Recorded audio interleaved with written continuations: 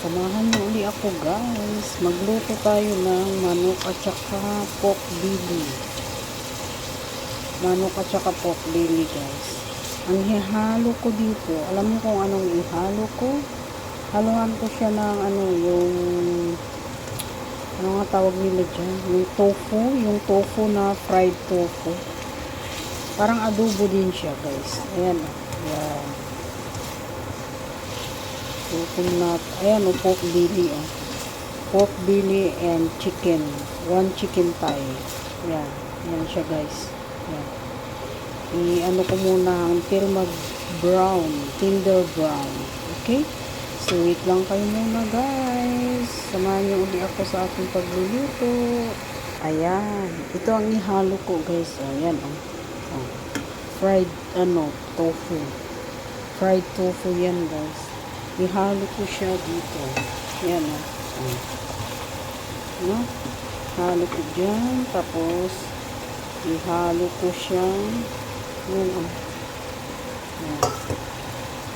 Tapos, lagyan natin ng dark soya sauce.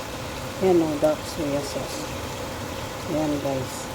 Dark yan, kikuman. Kikuman yan guys. Ayan o. Fry natin. Fry natin. Hanggang maging golden brown. Tapos, lagyan natin ng tubig. Tapos, pakuluan lang. Ayan. With a small fire. Small fire lang yan guys. No? Para maganda yung luto. So, samahan nyo okay guys.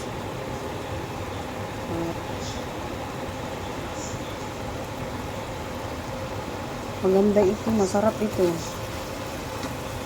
Natutunan ko to sa Hong Kong style. Diba? Yan siya.